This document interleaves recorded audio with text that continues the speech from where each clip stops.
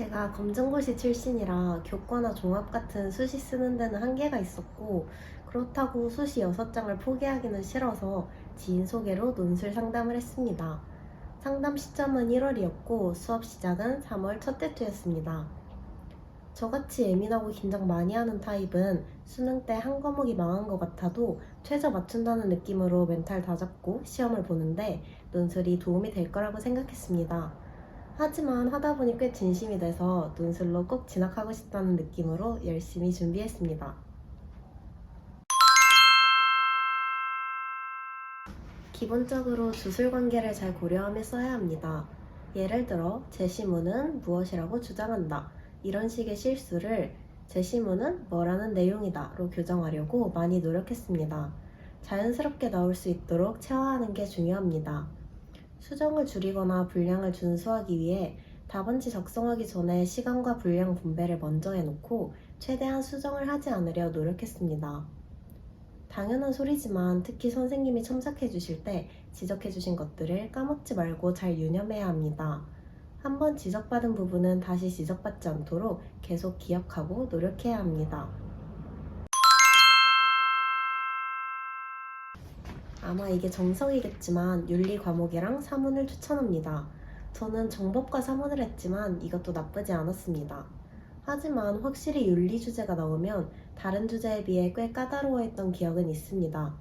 하지만 선생님과 계속 같이 하며 윤리 개념도 많이 익히고 선생님께서 정리도 해주셔서 크게 불이익은 없다고 생각합니다. 확실히 윤리 사문 쪽을 사탐으로 공부하면 제시문 독해나 활용에 있어 이점이 있다고 생각합니다.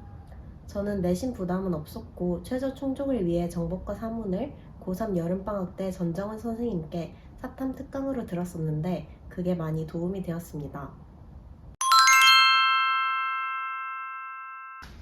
학교에서 볼펜을 제공하긴 하지만 개인 볼펜 사용할 수 있으니 평소 쓰던 몸에 익은 펜을 사용하길 권해드립니다.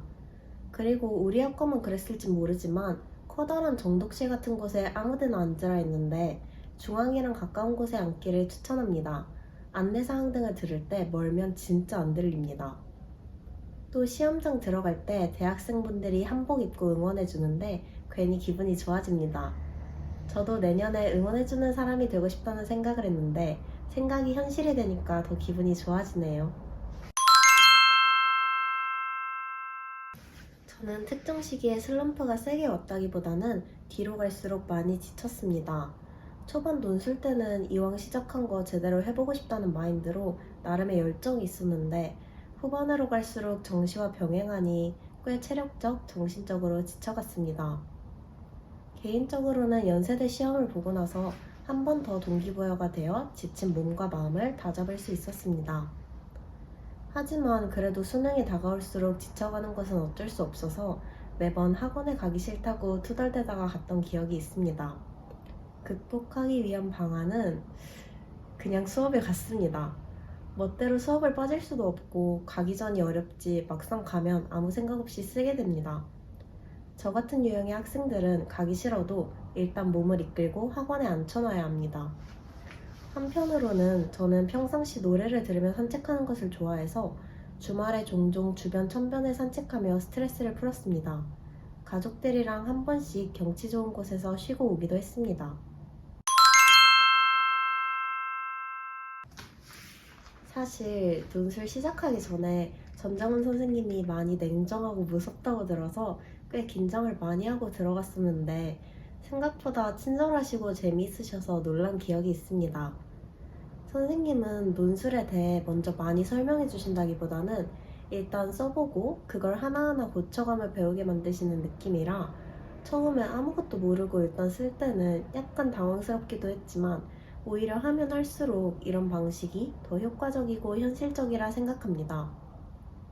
단지 유념할 것은 선생님의 성향이 하기 싫어하고 열정 없는 학생까지 끌고 가시는 성격이 아니시라 본인의 열정 또한 중요하다는 것입니다.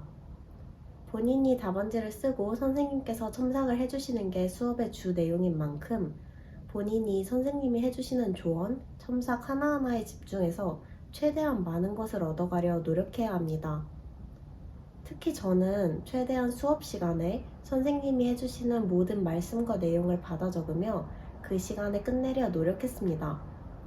저뿐만 아니라 다른 학생들의 답안지도 인쇄해서 같이 나눠주셔서 그 학생들의 답안지에도 선생님이 첨삭해주신 내용들을 받아 적고 제 답안지에 반영할 수 있는 내용이 있을지도 고민했습니다.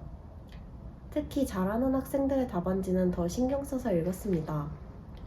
다른 학생 답안 읽을 때 내 답안 아니라고 멍 때리지 말고 이 답안지가 내 답안지와 무엇이 다른지, 제가 파악하지 못한 부분은 어딘지 생각하면서 적극적인 마인드로 수업에 임하는 것이 중요합니다. 사실 저는 부끄럽게도 퇴고를 자주 하진 않았지만 실력이 확 오르는 학생의 경우에는 정말 꾸준히 퇴고를 해서 제출하는 것을 목격했습니다.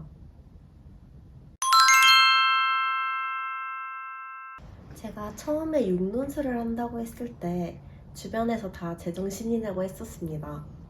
검정고시의 특수성을 아는 사람들도 그렇게 말했는데 아마 일반 학교 학생들은 저보다도 더 논술을 시작하겠다고 결심하기가 어려울 것이라고 생각합니다.